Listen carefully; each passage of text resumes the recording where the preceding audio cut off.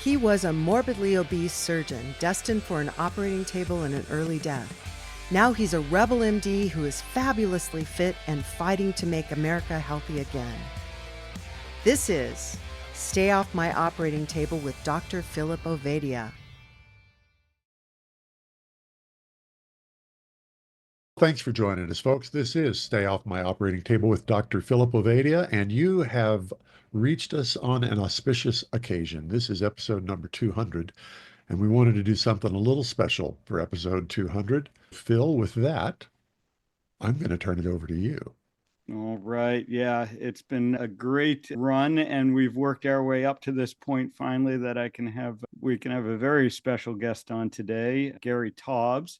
He really, I'm sure, needs no introduction, but what I'd like to talk about is this show wouldn't probably be here without him. I personally wouldn't be where I am in my life without him, and he was really the one that got me started down this whole pathway of reversing my poor health and ultimately learning the power of metabolic health, low carbohydrate diets.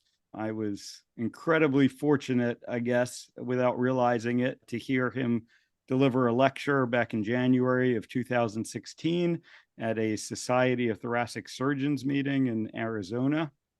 And it literally changed my life, both personally and professionally. You know, it's hard to even know where to start, Gary, but maybe a little bit. I've heard you talk about it a little, but what got you interested in the nutrition question to start with? Because it's not really what your background was in. No, not at all. And first, thank you for the wonderful introduction. Great to be here. And yeah, it's always nice to know that when you give a lecture, somebody listens. So even better. At least one out of the 1,000 heart surgeons sitting in that room listened. Yeah, no, they actually, that was a good audience. So they cared. But yeah, so my background, I'm a journalist. I'm not a doctor. I'm not a nutritionist. My specialty, I have a background in hard science, physics, and engineering, and started reporting science in the early 80s and stumbled into reporting about the phenomena that the physicists were declaring to be great breakthroughs that turned out not to be true. Not that we're not talking fraud, it was just bad science. And I became obsessed with this, how difficult it is to do good science right, how hard it is to get the right answer, and how easy it is to screw up. And after my second book, which was about one of the great scientific fiascos of the 20th century, called cold fusion, some of my friends in the physics community said, if you're interested in bad science, you should write about public health. That stuff's terrible. And so I and I moved into public health, and it lived down to their expectations or their predictions. And through the 90s, I wrote about that. And then around 1998, 99, I literally kind of stumbled into the nutrition field. I believed the conventional wisdom. I was following a conventional low-fat, low-salt diet. I was doing everything right, and I got an opportunity to write an article. There was an article coming out in the New England Journal of Medicine on the first DASH diet study. If you remember that, dietary approaches to stop hypertension, and I needed a paycheck, so I called up my editor at the journal Science, and I said, what could I write about? And he said, there's this DASH study coming out. And write about that, it'll be embargoed for the date. When you write an article about an article that hasn't come out yet, the way journalists do it is you call up the principal investigator and you interview him, and then you ask him for a couple names you can interview to people who know what the study says, even though it hasn't been published yet. And in this case, this article had been leaked to the journal Science, and it had come with a list of people to interview. So I called up the person at the top of the list, and he was a former president of the American Heart Association, and this person told me that they couldn't talk about the study or they'd lose their funding. And I said, this is a diet study in the New England Journal of Medicine about the diet that lowers blood pressure. Nobody loses their funding talking about a diet study. And this former AHA president said that they would, and that was that. Refused to talk to me, not on the record, not off the record. And then I called up the investigative PI, interviewed him, and then he gave me the name of somebody else. And I called this guy, who was one of the leading nutrition authorities in the country. And he said there is absolutely no controversy over salt and high blood pressure. And I said, I'm not calling about salt and high blood pressure. I'm calling about this DASH trial. And he said, that's good because there's absolutely no controversy about the role of salt in causing hypertension. So I got off the phone with him. I called my editor, Science. I said, look, I'm going to write this story because I need the paycheck. But I got a former president of the American Heart Association telling me they won't talk about the study or they'll lose their funding. And I got this other guy telling me there's no controversy over salt and high blood pressure when I'm not calling them about salt and high blood pressure. There must be some controversy about salt and high blood pressure that I don't know anything about. And so after I write this story, I'm going to look into that. And I got to go ahead and I spent 9 months. It turns out to be one of the most vitriolic controversies you could ever imagine. The evidence that we should eat low salt diets was terrible. It's still terrible. 27 odd years later, and I wrote this huge investigation, the 10,000 word article for the journal Science. And while I was doing it, one of the people I interviewed was clearly one of the worst scientists I'd ever interviewed in my life. And my second book was called Bad Science, about cold fusion. I had thought I had interviewed the worst scientist in the world for that, but this guy was clearly in the running.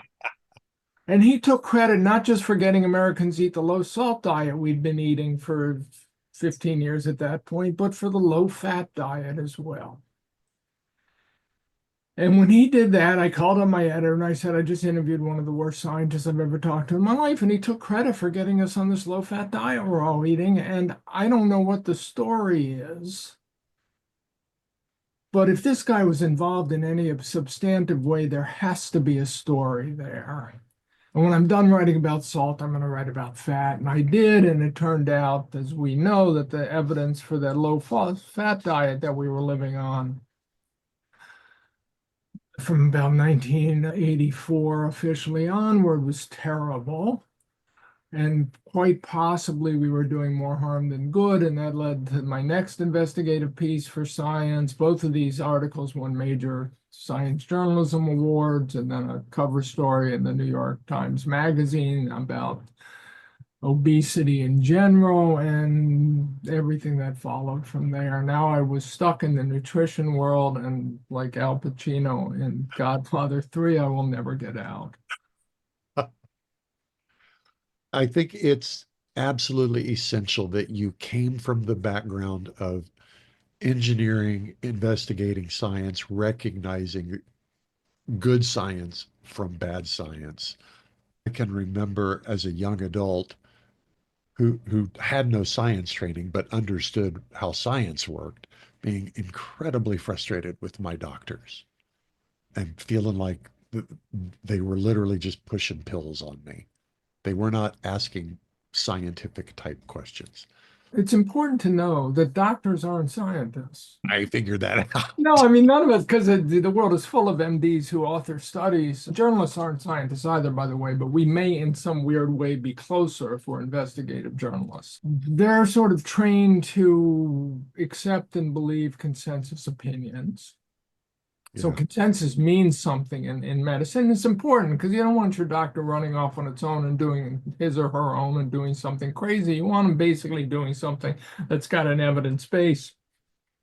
But that in turn sort of affects their perspective about everything they do. And as a result is we're often getting sort of dogmatic advice based on, again, consensus, conventional wisdom, which in itself may not be based on hard evidence. And often that hard evidence just doesn't exist, or it's ambiguous and people have kind of interpreted it to mean what they think it should mean. And, you know, when I started my investigations, again, this is the late 90s, that's when we first became aware of the obesity epidemic officially. 1998 was the first CDC paper. And if we lived in a healthy country where everybody was lean and happy and diabetes and obesity rates were what they were, say, in the 1960s, then I wouldn't be doing what I'm doing because I'd have no motivation to do it. But as I'm writing about this, I'm also writing about the obesity epidemic and the diabetes epidemic. And clearly people, despite this very specific dietary advice we've been getting from our government and the American Heart Association and the American Diabetes Association for 50 years, people just keep getting heavier and they keep their sugar control gets worse, diabetes status gets worse. Clearly there's a disconnect, there's something wrong. So it should be incumbent on everyone to be asking what it is, everyone in the medical research community, all the doctors saying, what am I doing wrong? But again, doctors aren't trained to think like that. And the journalists are. Is there something unique about nutritional science that kind of makes it so bad? I mean, you started I could say on the record or...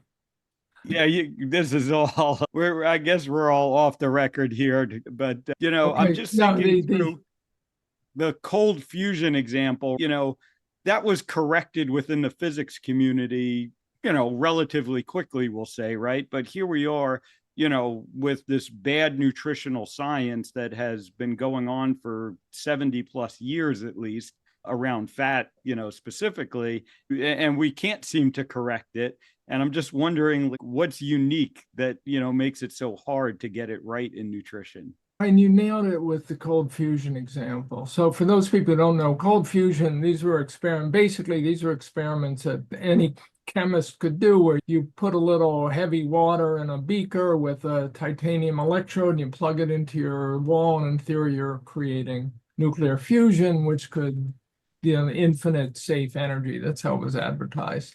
Easy to test.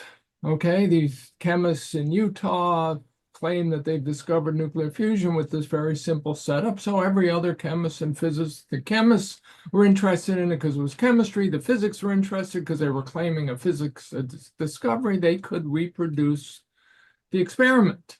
And they could do it quickly, and they could do it better, and they could do it with more beakers and better controls. And so it took roughly 2.5 months to mostly kill because it was wrong. These scientists, like many scientists before them and many scientists to come, had seen something and overinterpreted what they saw because they were too excited about the possibilities. Nutrition, what we're talking about are the nutritional influences on chronic diseases, disorders, so obesity, diabetes, heart disease, cancer. These are disorders that emerge over the course of years to decades.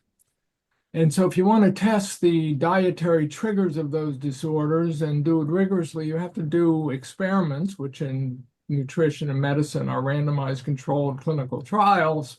You've got to do them that have enough people and last long enough that you could see, if I feed one group of people food X and one group of people food Y, and then run it forward long enough, the people in food X or food Y have more or less disease.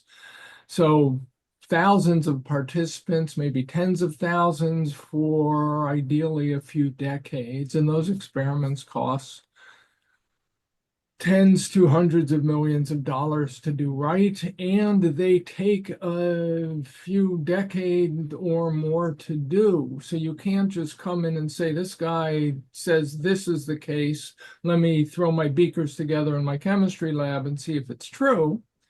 It's instead, let me try and raise the money from the government to do a study that then recruits 10,000 people, that then randomizes them to 2 groups and then teaches them how to eat differently in one group versus the other. So it's, for the most part, it's excruciatingly difficult to get the studies done. The studies turn out to be far more difficult than you would imagine to do right, so you don't know if they get the right answer.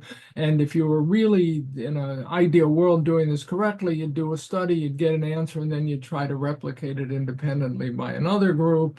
So it's a decade to 2 decades to do the first study, a decade to 2 decades to do the second study.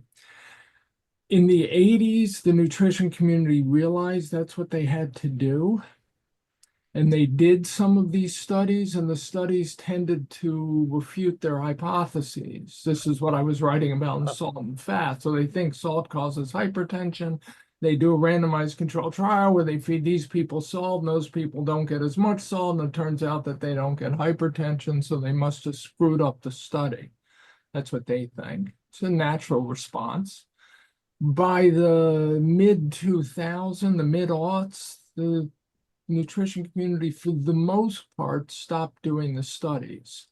And then they said, we don't need them. We could just rely on this other field of research called observational epidemiology, which we can talk about for hours to days.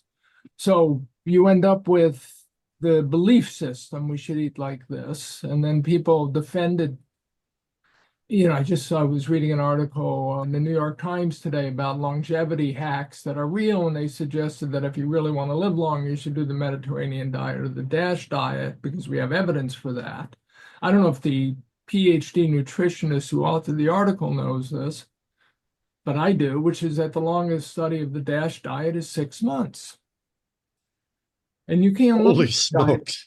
I mean, so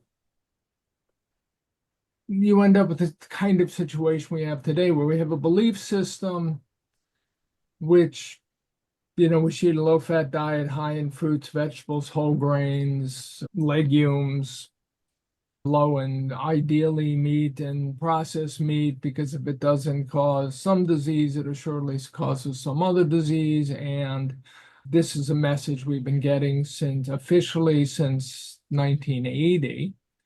Unofficially, less officially since roughly maybe late 1960s. And as we've gotten that message, we've gotten ever fatter and more diabetic as a population. Or you can pay attention to the sort of fringe nutritionists and physicians and surgeons and the clinical trials that have been done that shows that you could eat very low carbohydrate ketogenic diet, which is high in fat and high in saturated fat. And often you need a lot of salt to prevent cramping and other issues. And you do that, you just get healthier. So you have this sort of conflict between the conventional advice and what is now going on probably 200 clinical trials suggesting that a particular dietary therapy that is contrary to that advice makes people healthier. In a Substack article I wrote recently, I said it's like we have two different definitions of health. One is what healthy people seem to eat in observational studies, and the other is what this diet that makes people healthier when you feed it to them in clinical trials, but is completely different than what healthy people report that they eat in these observational studies. That's why I said we could talk about that for days. Unpack that a little, because I'm not entirely following you there. Okay, so let me talk about observational studies. Two different kinds of science, two different kinds of So definitions. there's two different, science is a process of hypothesis and test. So you observe something, you come up with a hypothesis to explain what you observed, and then you test your hypothesis by experiment. The more rigorous the test, the more brutal, the more ingenious the test of the hypothesis, the more likely you are to believe it if it survives that test. But the goal of the test is to falsify the hypothesis. Well, the test is ideally to falsify. You're trying to design a test that'll prove you wrong. And if you fail to prove yourself wrong, and you fail repeatedly on all these tests, and again, the quicker you can do the experiments, the less expensive the experiments, the more tests you can do, the more science functions. In nutrition, the observations are, what do healthy people eat? So we have this world of, they're called technically prospective cohort studies or epidemiological studies, where you get a cohort of, the most famous is a nurses' health study and run out of Harvard. So like 110,000 nurses. And you sign them up in the late 1970s, as they did, and you have them fill out a food frequency questionnaire that tells you what they eat, how often they eat it. I mean, these questionnaires are, if you saw them, you'd go, how can I possibly reconstruct my diet by this? But they tried. You fill out this questionnaire. It supposedly tells the researchers what you're eating. They put that into their computers, and then you go into the future 10 or 20 years, and you ask these women every couple years, what's your disease status? And so let's say 10 years have gone by, and these women got heart disease, and these women got cancer, and these women are still healthy. What were they eating? And so what you observe is a certain diet that associates with health in these studies. And as it turns out, the women who stay healthy tended to be eating exactly what we told them to eat. Fruits and vegetables, whole grains, legumes, mostly plants. They avoided red meat because they thought it caused colon cancer. They tended to keep their sugar consumption low. So now you have an observation that creates a hypothesis. And the hypothesis is if women particularly eat this way, they will be healthier. They don't. Okay. So now we have to test that hypothesis, and we have to do an experiment. But we want to make sure that the women who we get to eat that way are no different than the women who we have eating a different way, because it's possible that the women who ate that healthy diet were women who were just more health conscious than the other women. They knew what to eat. They might have been wealthier. They might have been better educated. They might have just cared more. They might have had more opportunity to prioritize their health than these other women who were, despite being nurses, were eating a pretty unhealthy diet. So maybe they were healthier to begin with, even though it didn't show up in our studies. Excuse me. So you do the experiment. And what you want to do is say, get 10,000 women, randomize them into two groups. One of them eats this healthy diet, fruits, vegetables, low fat, legumes, etc., and the other doesn't, and see what happens. They actually did this experiment. It was called the Women's Health Initiative. Started in the mid-90s. It cost roughly $500 million, although that depends on who you ask. Some people say it costs more. And when the results were published in 2006, it turned out that the, quote, healthy diet didn't make a damn bit of difference. The women who were randomized to eat the healthy diet, there was 49,000 women in this trial. I think 20,000 were randomized to eat the healthy diet, and 29,000 left to their own devices to eat what they ever wanted. No difference in heart disease rates, cancer rates, diabetes rates, body weight. Actually, the women on the healthy diet weighed about 1.5 pounds less, if I remember correctly, than the women who were left to their own devices, but they also had slightly more body fat despite slightly lower weight. So if you believe the randomized controlled trials, if you're the kind of journalist or doctor who thinks I should pay attention to the experiment, then the experiment has refuted the hypothesis. So that when you look at healthy women versus unhealthy women and look at what they eat, it's not necessarily what they eat that's determining their health status, but what kind of person they are who makes a decision to eat one way or the other. They're either health conscious or they're not. And if they're health conscious, there's a lot of health conscious behaviors they engage in, and these studies can't differentiate between them. So while this is going on, the dietary guidelines more and more decide that they are going to rely on just the observational studies. The observational studies are run out of Harvard primarily. They're very influential. They're very prominent. The researchers publishing them become the most highly cited researchers in the world. So the idea is we are just going, if healthy people eat this way, we're going to tell everyone to eat this way, whether it works or not. And other researchers, other physicians, actually, now that I've dissed physicians as not understanding science, other physicians come along and they have waiting rooms that are filling up with patients who are obese and or diabetic, and they're dealing with all these complications of obesity and diabetes, and they want to know how to make those people healthy. And there have been all these people writing diet books like Robert Atkins and the Sugar Busters or Protein Power by Mike and Mary Dan Eads, and even The Zone to some extent, that are saying the problem isn't the fat in the diet, the problem isn't the salt in the diet, it's the carbohydrates. Yep. And if you get rid of the carbohydrates, people get healthy.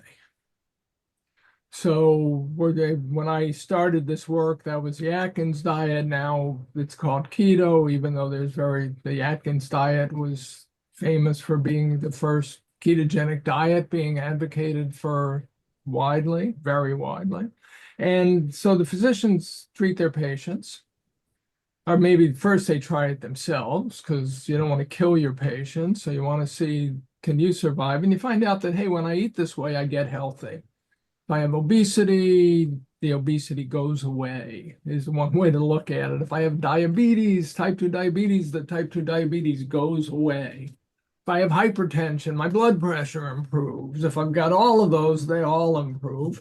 So they try it on themselves. They say, hey, this works. So one of their patients tries it on themselves and goes into the doctor, and the doctor says, hey, you look great. You lost 40 pounds. I didn't even recognize you. And the patient says, yeah, I did that Atkins diet thing. I know you didn't want me to, but I did. And if the physician is open-minded, the physician says to himself, hey, if it worked for him, maybe it'll work for one of my other patients, or maybe it'll work for me. So they start trying it. It starts to spread, and they look for funding to study it. The person who led this back 25 years ago was Eric Westman at Duke. And Eric had a couple patients who did wonderfully on Atkins, and actually went to Atkins in New York and said, could you give me the money so I could do a clinical trial? And he did a clinical trial, and it turned out that in a clinical trial, people get healthier when you feed them this high-fat, meat-rich, high-saturated fat-rich diet that has no whole grains, no fruits.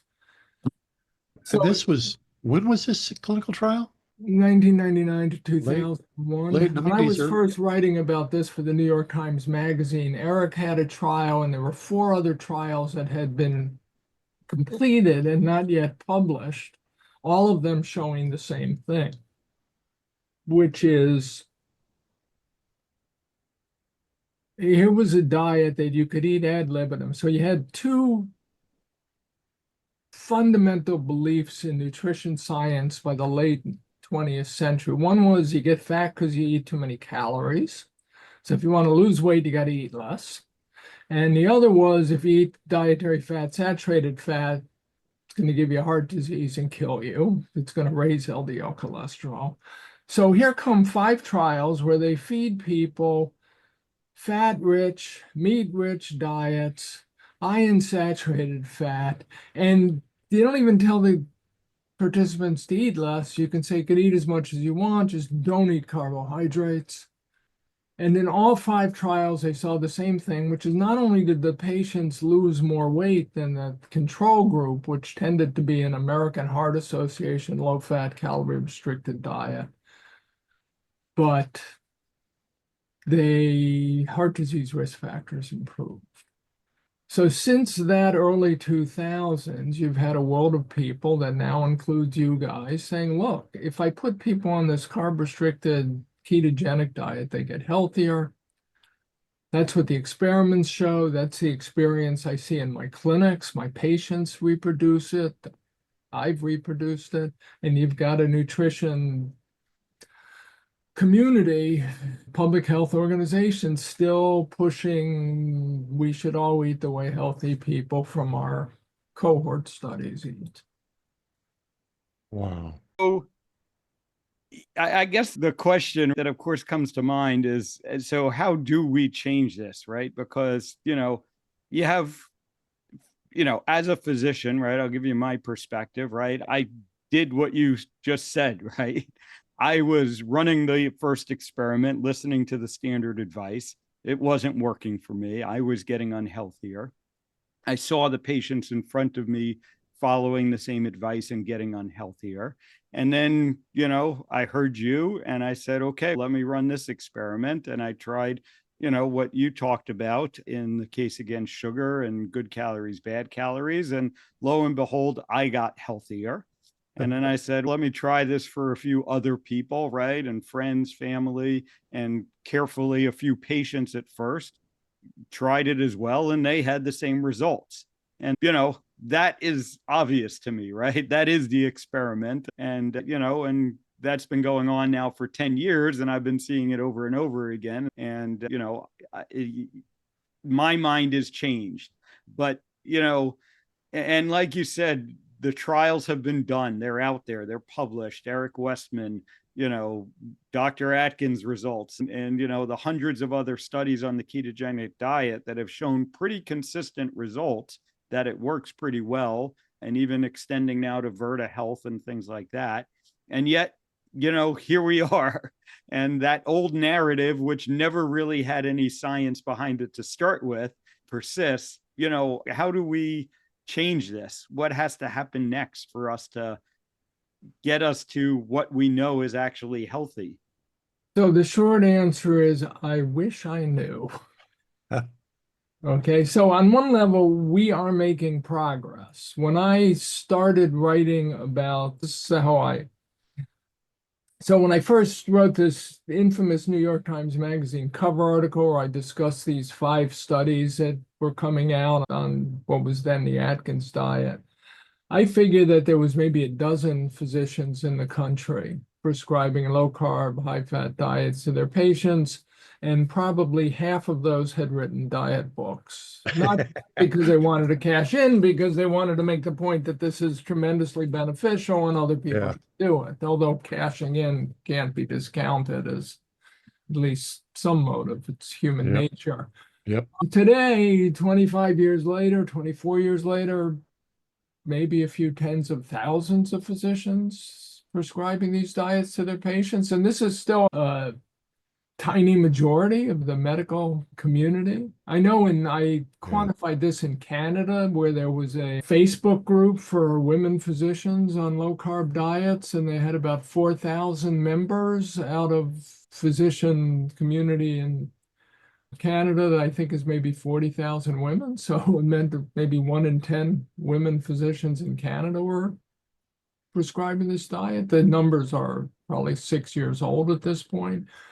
There's a tremendous amount of noise out there now. We live in this world of noise generation where everybody who has access to X or Facebook or Instagram is broadcasting. And so if there's a signal in there of some fundamental nutritional truth, it's become almost impossible for it to get across. And now we have these GLP-1 drugs that, say what you want, are remarkably effective at reducing weight.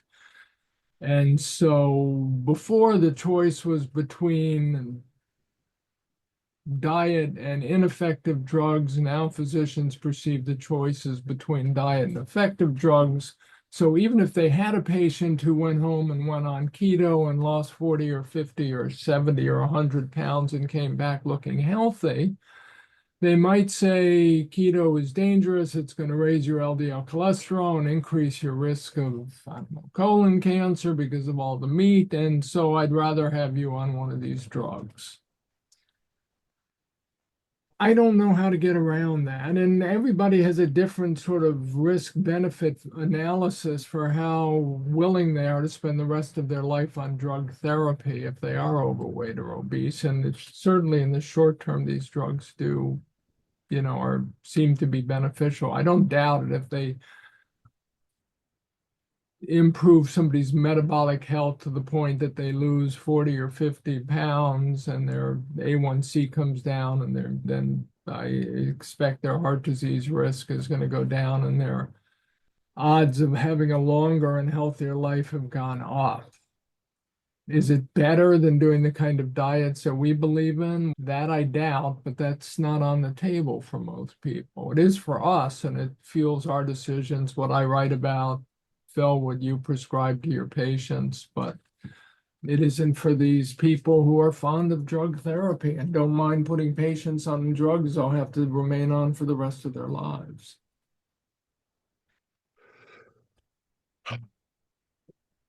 Yeah, I mean, it's just fascinating. I mean, I guess in your other, I'm just trying to figure out, like, and maybe the other scientific disciplines you've looked at, or, just your observations of life in general. Do you see any parallels? Do you see any of these great mistruths, we'll say, that are so hard to, undo? Because again, I keep going back to, cold fusion, it took 2 months, right? And here we are 50, 70 years later, still trying to undo something that was never true in the first place. There was one such myth that was undone that I could find, and that was radical mastectomies for breast cancer. From the late 19th century through 1970, the standard of care for breast cancer was basically to remove as much of the woman's upper body as you could while keeping her alive. So you would mutilate these people for all intents and purposes, and that was believed to be the only effective therapy. And then physicians came along and, based on a different theory of how cancer spread and metastasized, came to the conclusion that this radical mastectomy was unnecessary and harmful in most cases, and that most women would fare far better with what are called lumpectomies, which was a technique that had come out of Germany in the 1920s. The word lumpectomy was actually a term of ridicule that the oncological surgeons used for this crazy idea that you only had to take out the tumor, you didn't have to remove the upper body. That there was a lot of women's movements in the 1960s, advocacy groups formed to fight back against the radical mastectomy. Women simply weren't accepting that this was a valid treatment. That led to NIH funding for a large clinical trial, and that clinical trial was done. And it turned out that the radical mastectomy was unnecessary and did far more harm than good in most cases. And so there are either cases in which neither a lumpectomy nor the radical mastectomy would save the woman's life, and then for all other cases, a lumpectomy was fine. And that changed medical thinking and medical care. There could be a lot of these issues, and I don't know about them because I haven't looked. I often get emails from people saying, have you looked at this? Have you looked at that? And I don't do it. COVID, of course, and vaccines were issues, and the COVID vaccine specifically that came to the fore, where the conventional wisdom appeared to have been wrong. And now, rather than really have a resolution, you just have a polarization into opposing camps. People who will say it was wrong as though there's no doubt about it, and people will say that the vaccines did more harm than good, and are still, more good than harm, and are still doing far more good than harm, even when you're up to your nth shot. I don't know what the answer is. When you asked earlier about why it's so bad in nutrition science, and I joked about being off the record, think back to your high school days. Now, you decided to go into medicine and become a surgeon. Think about the people who decided to go into dietetics or nutrition, and compare them to the people who decided they were going to go to, say, Wall Street or physics. And for the most part, this is a field that doesn't attract the highest intellects. I don't know how else to say it. It attracts people who think they know how to eat healthy and want to tell other people to eat that way also. I've given lectures many times to, dietetics classes in colleges, and, I won't go there. Anyway, so this is one of the issues. To do good science, you need to approach it with a critical mind, wondering, looking for the negative evidence, the evidence that doesn't fit, because that evidence will tell you what might be wrong with the way you're thinking about the problem. I'll give you an example. So I was just reading the New York Times again today. I read the Times and the Wall Street Journal, some of those urban New York types originally. And there was an article on talking about healthy diets once again, and the author, who does have a PhD in nutrition from UC Davis, mentioned that the whole grains are an essential part of a healthy diet. And I wanted to write to her and say, and I still might do a Substack post about this. I don't know if you guys ever watched the great movie, The Princess Bride, which I think, Oh my God. yeah, one of the 10 best movies ever made. The wonderful line where Vizzini says it's inconceivable what the man in black is doing, and Inigo Montoya says, "You keep using that word. I don't think you know what that word means." Um, In fact, we could pretty well judge the wisdom of most of the decisions made in our culture using nothing but lines from Princess Bride. Yeah, no, But I definitely think that maybe in Casablanca have the oh, two Gary, greatest you are proportion. my new best friend. Seriously, the two highest proportion of quotable lines per line of dialogue of any movies made. 100%. This show suddenly became something completely different. Back to the Anyway, nutrition. so back to nutrition. I want to say to her, how can you say they're essential ingredients when you have a whole world of people? And I mean, it might be a small percentage, but there's clearly millions of us living on ketogenic diets and even a carnivore population that do not eat whole grains and appear to be thriving. Okay, now it's possible that we are shortening our lives by not eating these essential whole grains, but for that you would need a clinical trial that's never been done. So if she had written, nutritionists believe whole grains are essential to a healthy diet, I would have no problem with that because Exactly. nutritionists clearly believe that. But to say they are essential is to state a fact that's clearly not true. And the difference between her, I think, and I hope to speak with her someday about this, is I saw these ketogenic diet trials, the Atkins trials in the early 2000s, said, wait a minute, they have no whole grains, they full of saturated fat, they're full of red meat, they're not calorie restricted, but yet they make people lose weight, and they appear to improve all heart disease risk factors, give or take LDL cholesterol.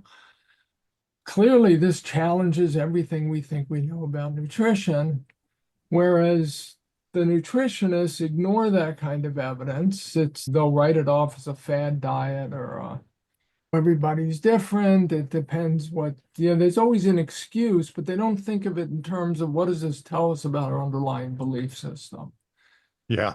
I was at a dinner where I was speaking to one of the leading authorities on the microbiome who was telling me how essential fiber is to a healthy diet. And I said, that's fascinating, but have you considered the fact that there's now this carnivore population out there? It's a resource that never existed until the last 10 years or so. And it's a unique resource. These people do not eat fiber, and yet they appear to be healthy. And yet you believe that fiber is essential to a healthy diet. So why don't you study them to see if you're right? And this not only had it never occurred to him, it clearly, I mean, the response I got, I call it the cognitive dissonance response. Yeah. Their Yeah. eyes they look inward a little bit and they go, that's interesting, but, funding. Yeah. I said, I will do anything I can to help you. And of course, I never heard from him again. But if this guy was a scientist, as I came to understand scientists in my youth and by the mid-1980s, there would be nothing more exciting than having a way to study something that might refute his hypothesis. Yeah. I mean, nothing. Yeah. I mean, if You're not describing him, the at least his response. students would want to go off and study carnivores to prove that he's wrong, because in the physics community that I grew up in, there was no joy greater than proving that your mentor was wrong about something. Yeah. Okay, and the mentor was willing to accept that because that was the catch with being a mentor. Now you had a whole world of students who could think of nothing more joyful than proving that you were wrong. And in nutrition, that kind of thinking doesn't exist. So we have this wonderful resource of carnivores who, by classical nutrition thinking, should be dead from scurvy. They shouldn't even be alive. Okay. And now maybe they all take multiple vitamins. I don't know. And that would be worth studying and worth learning. Maybe they all take fiber supplements and don't talk about it on X or Instagram. That would be worth knowing. Yep. But if they do what they say they're doing, they should be dead. And at the very least, they should be constipated. And let's find out, because what a greater opportunity would there be? And that's just not how these people think. Do you ever? I was just going to say, sadly, we see the same thing in medicine, right? And this, I think, didn't used to be the case, right? I think in medicine, it was that spirit of trying to prove your mentors or the world wrong, right? And come up with new techniques and figure out how to manage these diseases in unique ways. And unfortunately, we've largely lost that drive in medicine. And now it's how well can you follow the protocols? That's what makes you a good doctor. And, that's probably part of the reason that these things can persist in medicine, these poorly formed and, unscientific dogma that just persist because no one really wants to question it anymore. Remember I told you I started my career in nutrition, writing about salt and hypertension, interviewing this guy who told me that there's absolutely no controversy over salt and hypertension. And I interviewed this guy a lot, and he turned out to be the one who took credit for getting us on the low salt diet and the low fat diet. And he would talk about the totality of the evidence. And he said the totality of the evidence is completely in line with what we believe. But then he would define the totality of the evidence as only the evidence that agreed with them. Okay. And the totality of the evidence that supports my thesis. And but it also happens gradually. And so you do an experiment, your experiment doesn't support your thesis. You explain to yourself why that experiment was done incorrectly, and you never have to cite it again. So that never becomes part of the totality of the evidence, because in order to get into the totality of the evidence, it has to be thesis supporting. If you go back, which I did back around 2002, as I was doing this research, I decided maybe I'm the crazy one, which is always a high likelihood when you disagree with how other people think. And so I started reading a history of science and the philosophy of science to try and understand what I was getting wrong. And it turns out when you go back to the sort of scientific method is pioneered in 1620 by a British lawyer, philosopher named Francis Bacon in a book called Novum Organum. That's the Latin, which basically means a new technology of reasoning. And Bacon says, look, the human brain is a mess. It's just programmed to have all these cognitive biases. And one of the things we're programmed to do is to just only see the evidence we care about and to ignore all the evidence that disagrees with our assumptions. And so we need some way of reasoning through our problems that gets around that problem specifically and forces you to pay attention to the negative evidence because, as he says, the negative evidence is always the more important evidence. Okay, you're always going to see positive evidence, but you're going to be so biased to see that you really focus on the negative. And what we have is a community of physicians and nutritionists and others who have somehow convinced themselves that only the positive evidence is important. And if you think differently, you're just not part of that group. So sort of you're a heretic. You are a heretic, and which is how we deal with people who disagree in a religion, not people who disagree in science. And when Bacon started the scientific method, when he pioneered this way of thinking, it was basically saying, look, this is how religion works, and we can't have faith in our assumptions. He tells a wonderful story about a guy who goes into a church and he's wrestling with whether or not he should believe in God, and the priest takes him to this huge painting, and it's a painting of 5 people who have survived the shipwreck. You could see the mast of the ship sticking in the distance. They're standing there on the beach in their tattered clothes, having swum through the surf. And he says, look, these 5 survivors all survived because they believed in God. And that was proof the evidence that the priest needed to have faith in God. And the guy who's struggling with his belief says, yeah, but what about all the other people on the ship who believed in God and are dead? Okay, only 5 survived. You can't pay attention to only to them when there's 200 poor souls who also believed are now at the bottom of the ocean. That's a negative evidence. Yeah. It's a problem. I don't know what the solution is. Because when I write about this stuff, and I've been criticized for this, because I criticize the nutrition, obesity, chronic disease research communities, not really being scientists, acting like scientists, wearing white coats and speaking in monosyllabic terminology, sort of evoking the imprimatur of science, but not functioning as scientists. This is what I mean. Yeah. And I don't know the solution because I think it's endemic to the fields at this point. I think it's so widespread that I don't know if there's any getting back from it.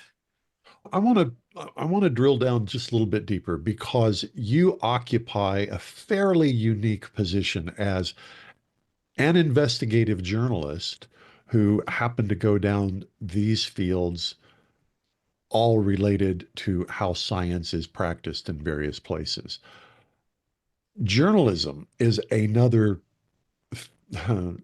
type of career that seems to have fallen into the same kind of trap of there's things that we believe as an article of faith, and if you don't believe that, then you're a heretic. So I would guess that by an awful lot of measures, you're a heretic as well. Yes. And if you see, you won't see me getting published. I mean, I had 3 very high-profile New York Times Magazine cover stories, wrote op-eds for the New York Times, but now part of it is that my editor contacts have all retired or moved on or been moved out. But for the most part, the Times has established a position, which is we are going to believe the consensus nutritional wisdom without question, and there's no place to publish contrarian views. They take the same approach for the most part to politics, to climate change, to Yeah. It's a huge disappointment for me. If I want to be published, I'll approach the Wall Street Journal because they are more open-minded still, their editors. It's a problem. Nutrition journalists, when I said journalists can be more like scientists and doctors, being an investigative journalist means you're investigating a controversy. You don't know what the truth is, or something happening. There's things you're observing, and you're trying to come up with a hypothesis for what's happening, which is who did what to whom, when, and why. And so you investigate, and you try to do so without bias, and you keep probing and asking questions and testing your hypotheses and doing interviews. And every interview, in a sense, is a hypothesis test. And at some point, you converge on what you think the answer is, the hypothesis to explain the observation. And it's in many ways duplicate of what happens in science. You can even imagine doing experiments in some ways, Sure. although it gets tricky. Sure. That's not what other reporters do. So other reporters don't want to know what the truth, find out for themselves what the truth is in medicine and nutrition, because that takes an amount of hubris. Basically, you're saying, I am smart enough to do this, and I may be smarter than the physicians and the medical authorities and the nutritionists, and most people simply can't go there and won't go there, which might be a good thing. It probably surely is a good thing. And by not going there, they're left in the position that they're going to let the experts tell them what the truth is. So they can't question whether the experts are right. They just alert. But that's almost by definition what it means to be a journalist, isn't it? Yes and no. You got to come in with. Imagine a sports writer, for instance, saying, it was essential for the Dallas Mavericks to trade Luka Doncic because the manager told me it was.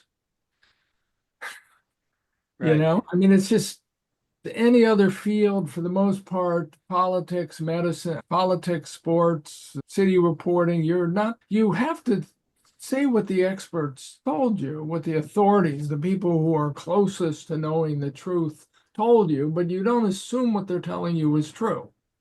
Exactly. And You if don't somebody tells you, assume. getting back to my PhD nutrition reporter, if somebody told her that whole grains are an essential part of a healthy diet, she should have said to them, but what about keto and carnivore? Those people appear to be healthy without eating whole grains. It doesn't take a brain surgeon, excuse me, I have no idea what you guys think of brain surgeons. It doesn't take a rocket scientist to think critically, but you have to be aware that critical thinking is important. When I got into this again, I had the opportunity to spend the better part of a decade studying bad science. So when I was interviewing a bad scientist on the phone for this DASH study, I could recognize him when I Yeah, saw him. you knew what you were hearing. And somebody tells me there's absolutely no evidence to support the idea that salt doesn't cause hypertension. I think to myself, there's always evidence. I have been trained that a good scientist never makes a dogmatic statement like that, because there is always we can find evidence to support the idea that Martians are walking among us right this minute, and Elon Musk and Donald Trump have been taken over by Martians, and it's all preparation for the invasion. It's not compelling evidence, but I guarantee you we can find it if we looked. Oh, I want to do a custom intro to this episode with that bit right there. There we go. Oh. That So, You but know, that's but- the thing. If you don't grow up with that mindset, if you haven't had the experience, as I did, for instance, of being lied to by a Nobel laureate physicist multiple times to my face while I was reporting on his experiment, you tend to think that scientists know what they're talking about. If you spend a lot of time in the noxious laboratories of physics labs, you'll learn. One of my favorite quotes, I started this as an epigraph in one of the chapters of my first book, Nobel Dreams. So one of the people I interviewed was a guy named Leon Letterman, Nobel Prize winner, ran the physics laboratory Fermilab outside Chicago. And Leon told me, and I quoted him, "I like to walk around the laboratory at night and interview the graduate students because they haven't learned how to lie yet." Wow. And That's- I learned in the course of my research to interview the graduate students for the very same reason. It's just, I knew that the principal investigators were going to sell their work to me. Although the better the scientist, the more critical he'll be. But, this sort of selling of the science, this lack of critical thinking is spread throughout nutrition and medicine. It's also spread to, it's endemic in the reporting on those subjects. I was writing an article for a completely different situation, but I was looking for examples that illustrated this particular problem that I was writing about, and I stumbled onto the story of the guy who invented the lobotomy. And he was awarded the Nobel Prize in Medicine and Health in 1949 for this extraordinary new medical treatment that seemed to be a miracle cure to all kinds of previously untreatable, uncurable mental and emotional and behavioral diseases. And of course, we all know how that ended up. So it seems like what we're dealing with is, although we're right in the middle of it, and it probably feels like things are as bad as they've ever been. To a certain extent, it's people are just people. And that's the thing. People are people. This is all natural human behavior. We're as subject to it as they are. It's just once you become an authority, you have some obligation to be right. I know you're right. You have an obligation to be, but with humility about whether or not you know what you're talking about, to be honest about what you don't know. But then you get into all kinds of other factors that drive authorities in medicine and public health to overinterpret their data. Again, from their position, justifiably. But if it turns out that you're wrong and you've overinterpreted and you've convinced an entire community to believe it, then it's almost impossible to ever acknowledge the For instance, this is going to get me in trouble. I do not believe there's any I do not find the evidence compelling that the MMR vaccine causes autism. Okay, I've actually gone through that research at the behest of someone who was working with RFK Jr., and I found the evidence frightening and was kind of classic bad science. You pay attention to only the positive evidence and you ignore the huge mass of negative evidence. But if they did, you could imagine there'd be no going back to admit it. Yeah. Yeah, that too big to fail also means too big to acknowledge that you failed. Yeah. And so you get into these situations. So one of the sort of lessons of science that students should be taught is to always remain extremely skeptical that you're right, to be humble about how you present the data, to go out of your way, bend over backwards to present all the evidence that might mean you're wrong, because you want to be able to get it out there before somebody else gets it out there and points it out that you're wrong, so that you can always back off your ledge.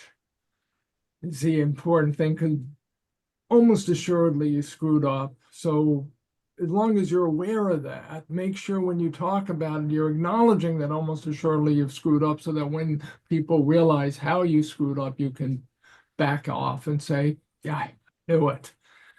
In medicine and public health, we don't do that. We can't do it, because if you say, I don't know, I really think you should take this vaccine, I think it's beneficial, but there could be side effects, they could be awful, but we'll find out, give us 10 or 20 years, nobody's going to take the vaccine. So instead, you overinterpret the evidence. It's the pressure that these public health authorities are under. Do you know what the odds are that you'll ever need a seatbelt in your life? This is like the number needed to No, I do not know treat this. seatbelts. Philip, any? Yeah, I imagine it's exceedingly low. At least the last time I looked, there was one person in 600 might ever benefit from actually wearing a seatbelt. But that is not the message we are conveyed when we get in cars, because if they tell us that number, nobody's going to bother putting it on, and then every 600th person who has an accident is going to be killed because they're not going to have their seatbelt on. It's a problem with public health, is you've almost got to overinterpret your evidence publicly to get people to act in the way that you think is the best. And if it's an ongoing potential catastrophe like COVID was, you just have to hope you're right. Because once you start over-interpreting your evidence and promoting something, whatever it is, it's going to be very hard to go back and say, oh, sorry, we were wrong about that. So, Yeah, I guess I just, go back to the outcomes, right? The results. And, when we're circling back to this nutritional discussion, right? We can no longer deny the results that are in front of us, right? Public health, it has become a disaster, right? And by every measure that we can look at, really, since they started giving us nutritional advice, our health has gotten worse. And so at some point you would say, okay, we gotta, and maybe the answer is just stop giving nutritional advice, right? You could say, just let people, eat, figure out what they're going to eat. And that probably would be an improvement over our current situation. But I just go back to this mounting evidence that somehow just keeps getting ignored.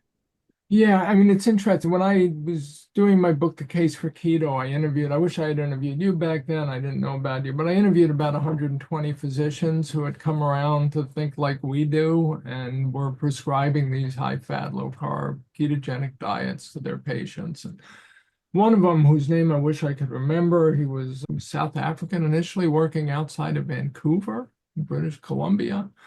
And the way he said it, I love. He said that basically we have two things. We have dietary advice by hypothesis and dietary advice by experience.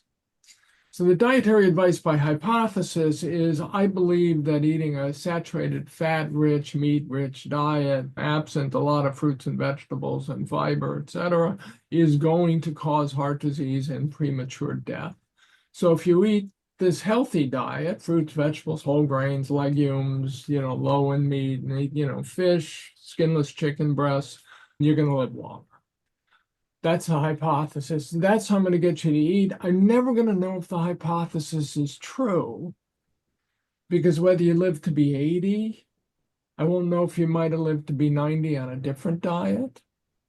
If you lived to be 70, you still might have lived to be, you might have died at 60 on a different diet. There's no way to know. God doesn't give us that information. The other is diet by experience. We know from clinical trials and clinical experience that if I put you on this low carb, high fat ketogenic diet, you'll get healthier. I also don't know if it'll make you live longer, because we don't get that information. But I know it'll make you healthier, and you will be able to experience this improvement in health over the course of 2-3 months, such that you know that you're healthier eating this way than you were. And then we can make the assumption, and hope we're right, that health in the short term translates to health in the long term. So I'm going to advocate for diet by experience, because we know that these diets will make. And this gets back to what I said before about two different definitions of healthy. One is how other people eat, and the other is if I can get you to eat this way, you will be healthier. We're stuck so far with the nutrition. It's possible that the new administration will change this. There are forces in the administration, including Jay Bhattacharya, the new head of NIH, who are very familiar with this story and this work, who take it personally. And, with luck, they'll instigate the kind of research that I think is necessary to clarify this.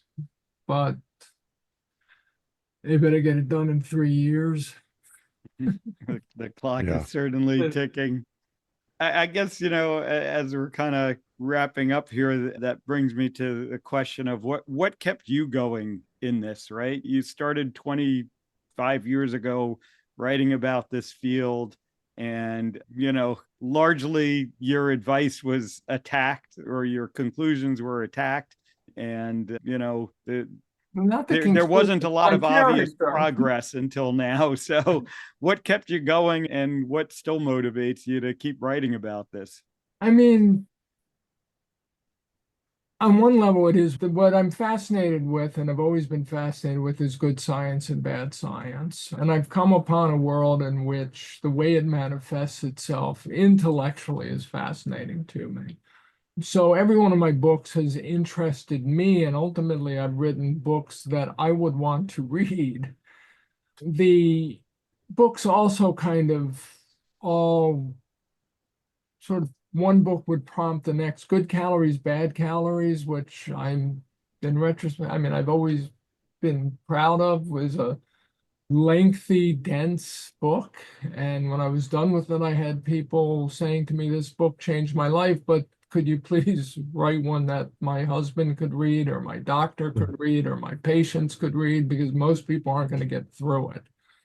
So Why We Get Fat was written to be that book, and to sort of crystallize the ideas. It's like I had to write Good Calories, Bad Calories to know enough to write Why We Get Fat. And then when I was done with that book, there was this question of what's the role of sugar in all this?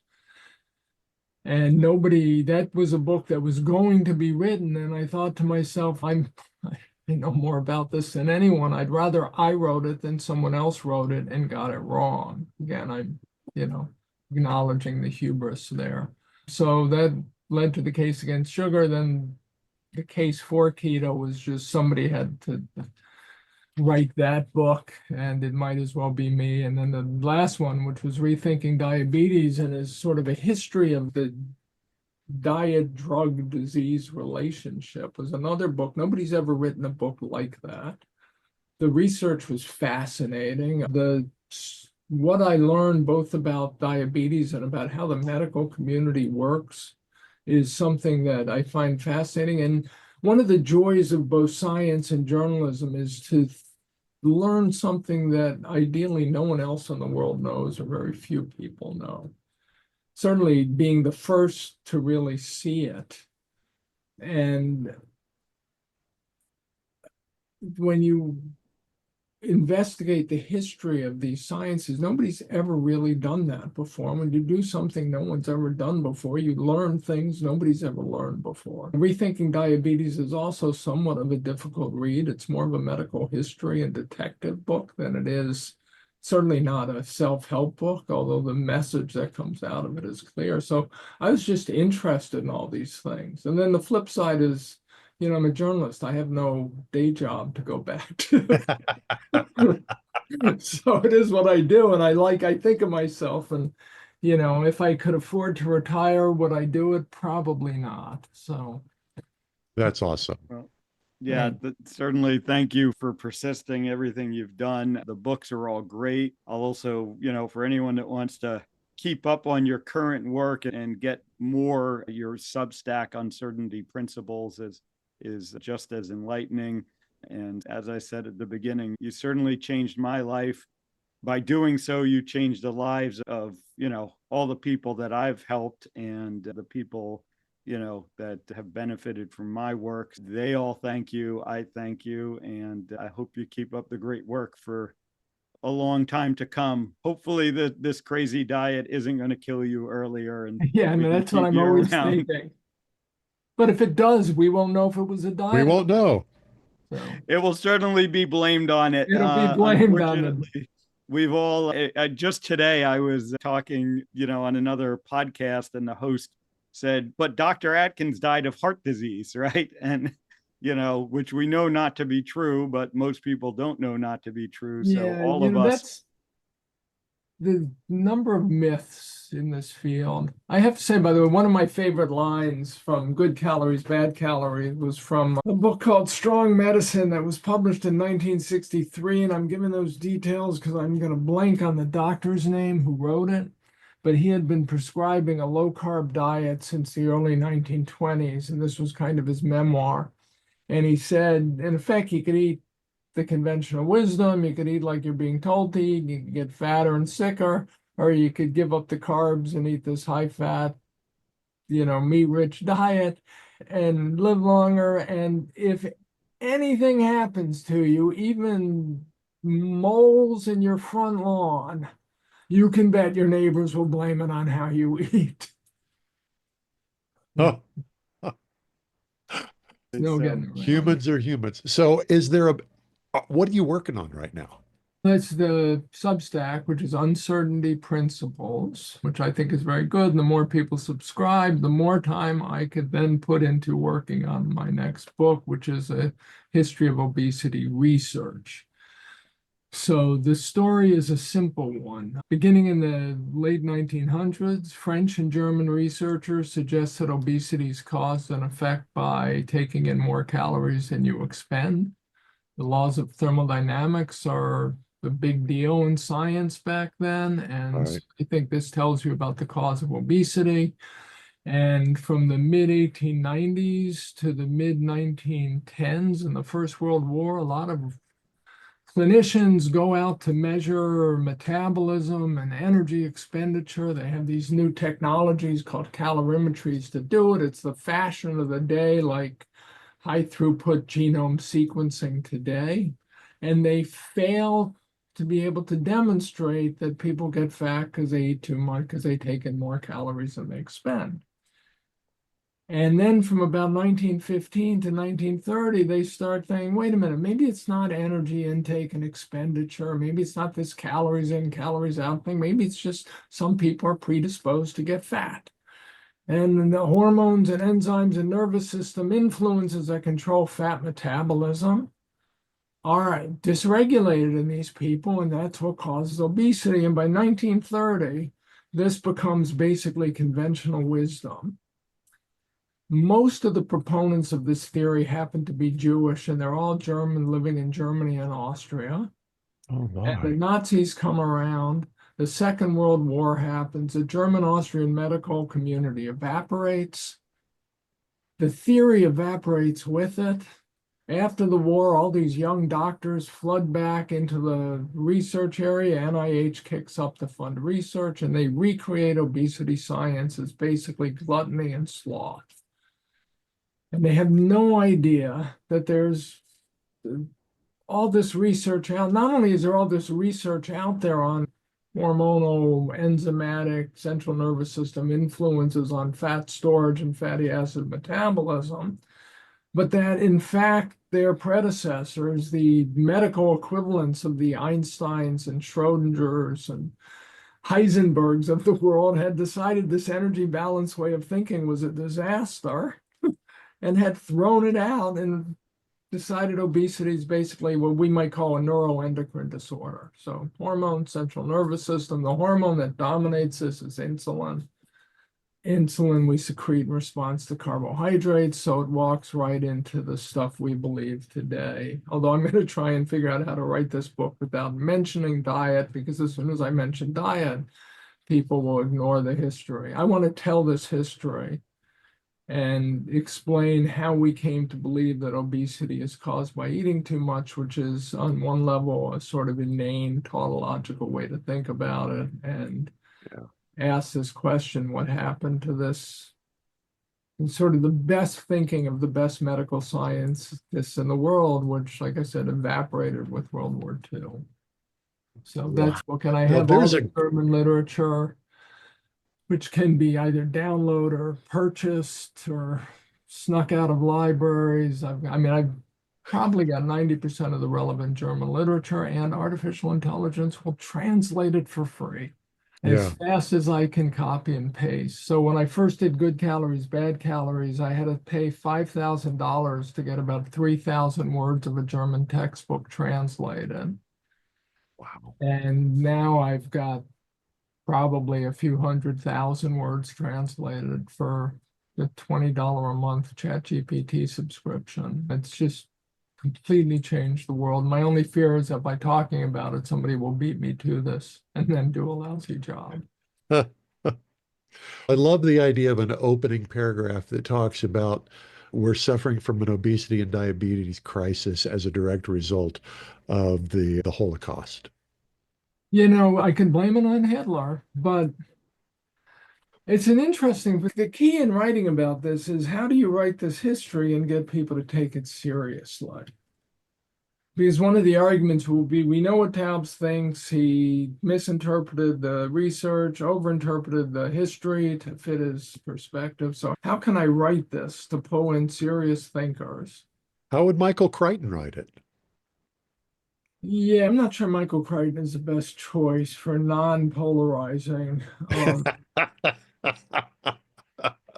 Much as I always enjoy, if I had a plane ride and there was a Michael Crichton book I hadn't read in the airport bookstore, I was going to buy it. Yep.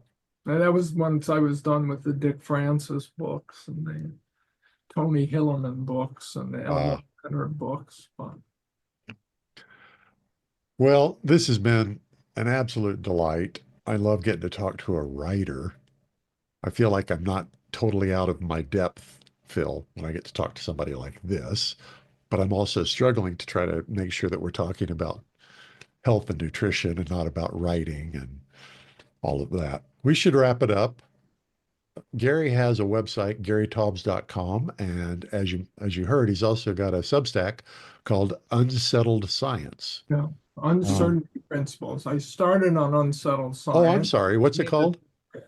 Nina Teicholz's website is Substack is Unsettled Science, and I wrote with her for a year. And we split off.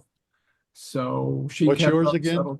It's called Uncertainty Principles. Uncertainty Principle. Oh, Principles, plural. principles. Well, the idea is all of science is about wrestling with uncertainty and acknowledging uncertainty.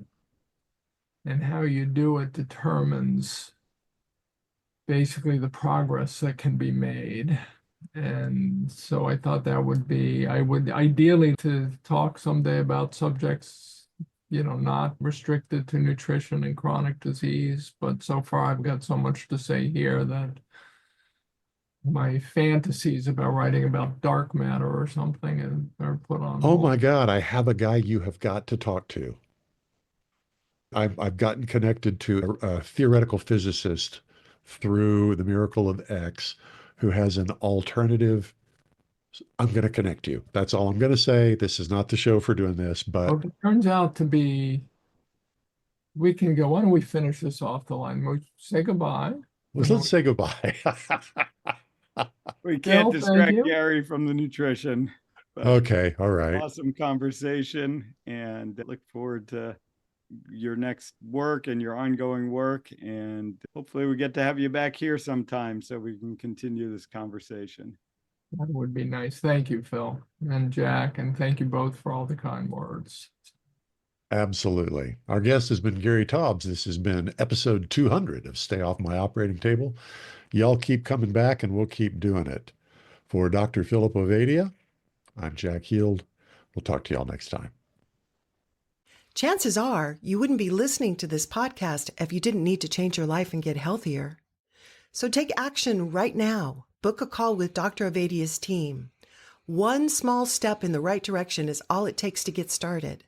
Contact us at ifixhearts.com/talk. That's ifixhearts.com/talk.